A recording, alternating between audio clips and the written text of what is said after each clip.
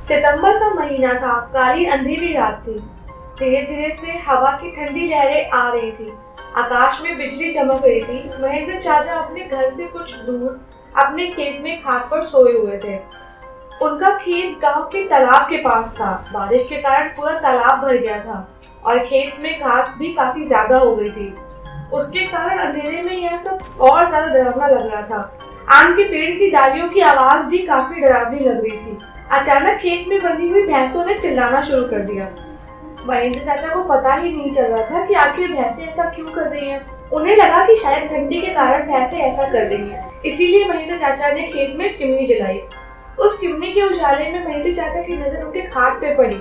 उन्होंने देखा कि किसी उनकी खाट पर बैठी हुई थी। यह देखकर उनका शरीर डर के मारे कांपने लगा। उसी वक्त आकाश में बिजली का एक तेज झटका हुआ।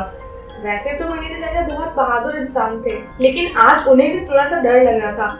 उसी वक्त काका ने आग में सूखी हुई घास डाली और आग को और ज्यादा बढ़ाया, जिसकी वजह से वो औरत और ठीक से दिखाई देने लग गई। महेंद्र चाचा ने कांपने के साथ ही सामने बैठी हुई महिला से पूछा कि तुम कौन हो, पर सामने से कोई प्रतिक्रिया नहीं मिली। इसीलिए काका अचंभित रह गए। उनकी समझ में कुछ नहीं आ रहा था। काका खड़े हो गए।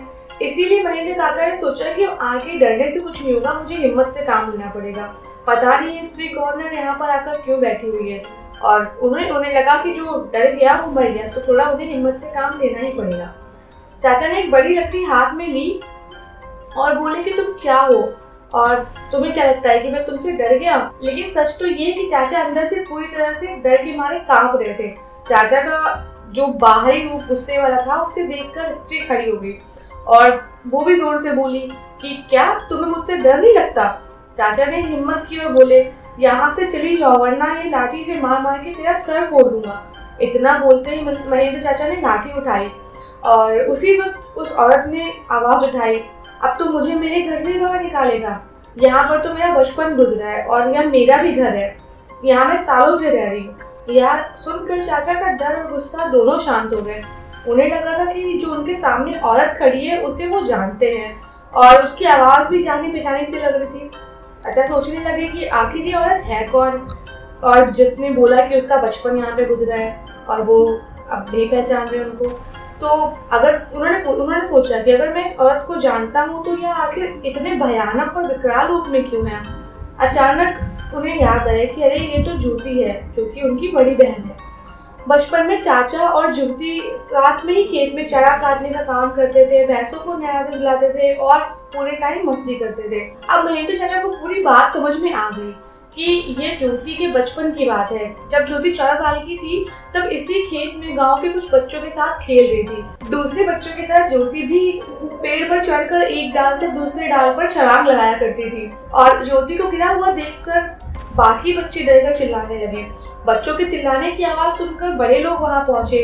ज्योति को उठाकर अस्पताल ले गए, लेकिन तब तक काफी देर हो चुकी थी क्योंकि तब तक ज्योति की मौत हो चुकी थी।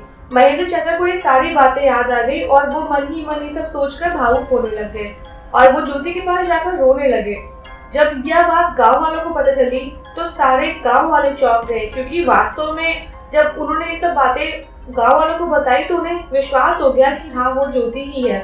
गांव के एक बड़े बुजुर्ग ने कहा कि जब ज्योति की मौत हुई थी तो वो एक बच्ची थी, इसीलिए उसे बच्चे समझ के उसे दफना दिया गया था, लेकिन वास्तव में उसका अंतिम संस्कार करने की जरूरत थी। इसीलिए ज्योति की आत्मा आज तक भटक रही है। महेंद्र चाचा ने तुरंत ही ज्योति को जहाँ दफनाया गया था वहां से उसे निकाला। किसी की हिम्मत नहीं हो रही थी कि जो कोई भी ज्योति के पास जाए या उसका जो गला हुआ शव था उसके पास जाए। उसी वक्त ज्योति की आत्मा ने गांव वालों के सामने आकर कहा कि हाँ, आप सभी की बात सही है, मैं मर चुकी हूँ, लेकिन आपको मुझसे डरने की जरूरत नहीं है। मैं अभी भी इसी गांव की बेटी हूँ, लेकिन मैं आज तक भटकती रही। कृपया मुझे मुक्ति दीजिए और मेरे शरीर को एक अच्छी तरह से अंतिम संस्कार करके मुझे यहाँ से विदा कीजिए। बाद में महेंद्र चाचा ने ज्योति के शव का अग्नि संस्कार किया और उसकी आत्मा को शांति दिलाई।